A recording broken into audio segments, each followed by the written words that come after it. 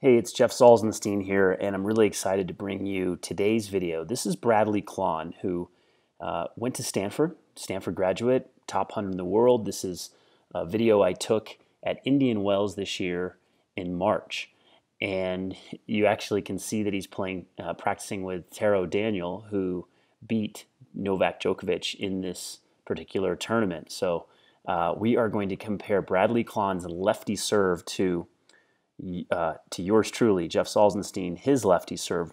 I took this at a country club during the same week that I watched Bradley Klahn warm up, and we are going to break down some technique for you. I'm going to show you where Bradley Klahn could actually improve his serve and why he possibly created a back injury. A significant back injury was created from his technique.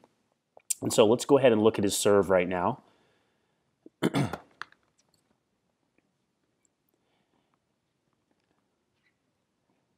And we'll go ahead and start with the first move. Now, I like how he sets up in his stance.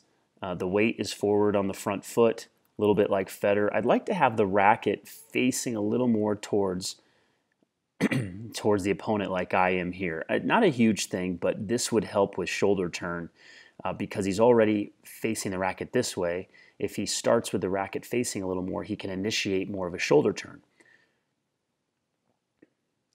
As he starts his first move, he actually does have a good shoulder turn. That's very nice. Notice how he unweights his front foot a little bit, so all the weight is on the back foot. That's what we're looking for. This is an awesome beginning to the serve. He unweights the front foot.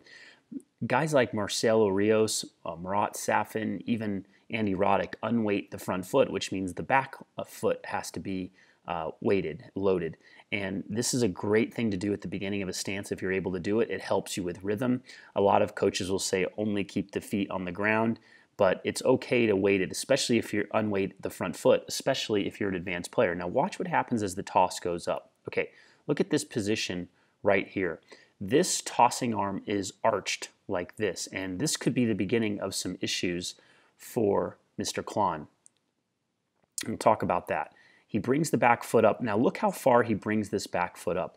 Great shoulder turn, not a lot of hip rotation.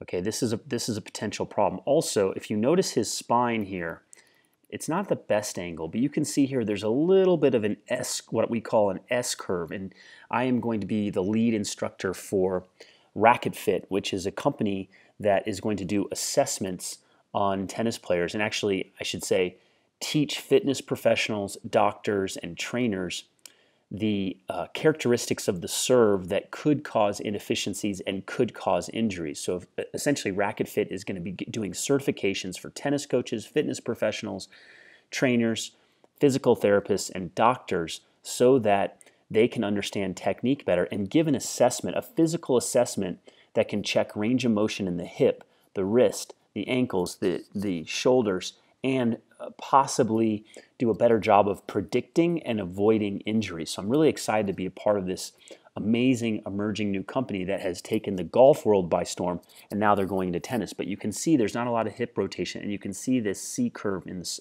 I should say this S curve forms an S here. Great elbow the enemy here. Really like this position. So the three things that I'm not crazy about with Bradley Klahn's serve is, one, the pinpoint stance, because when he brings the foot up, he brings it up pretty far, so that limits hip mobility. I'm not crazy about this C spine that we see in some athletes. We want this spine to be more neutral. And then I'm not crazy about this tossing arm swaying over this direction because it actually can contribute to this S-spine posture.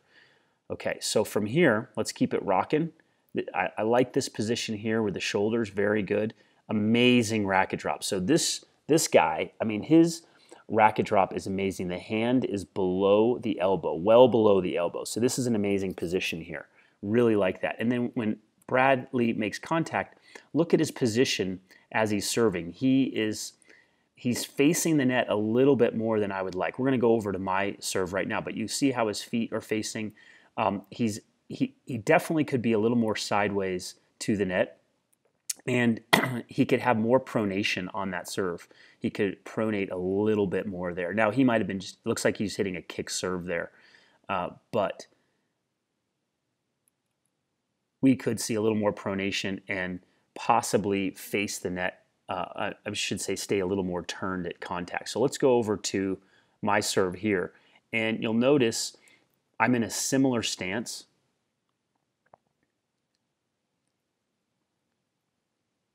Okay, I'm in a similar stance, not as wide as Bradley, but I also don't have a pinpoint. Now, as I release this ball, notice my shoulder turn and notice my hip turn.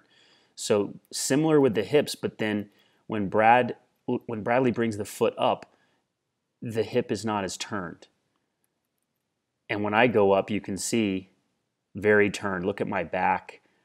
This spine, again, is more neutral. You can't see it from this angle, but I can tell you that my spine is more neutral than his. I don't have as much of an S-curve. And again, it's partly because my tossing arm goes straight up. My tossing arm could actually go straighter.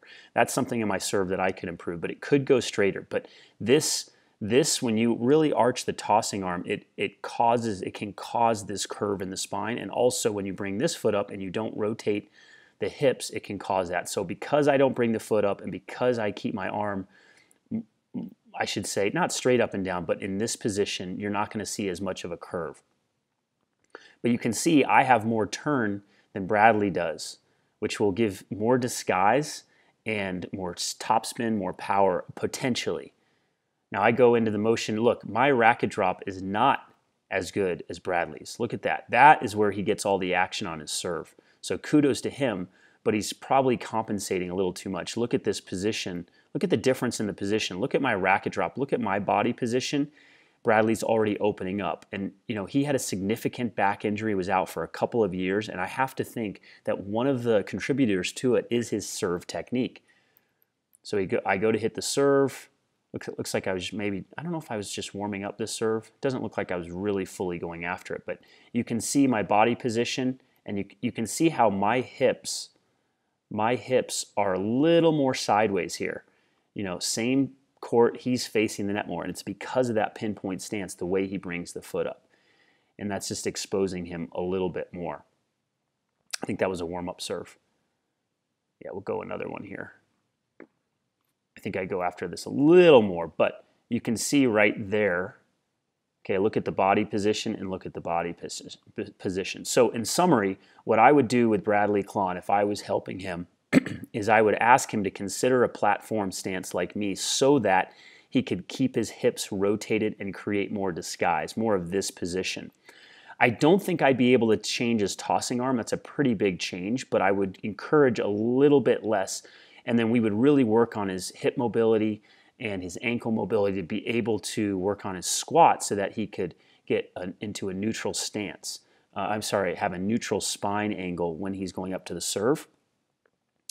And then from there, because of the platform stance, his body would face a little more angled towards this net post. So hopefully you enjoyed today's analysis of me breaking down the serve. I love breaking down the serve.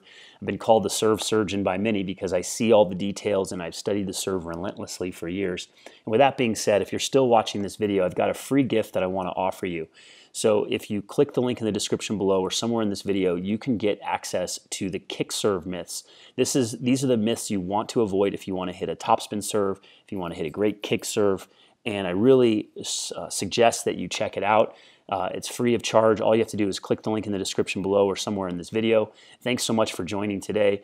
Make sure that you turn your notifications on, that you subscribe to the channel, and please share our content and these serve video lessons with everybody you know so that they can improve their serve.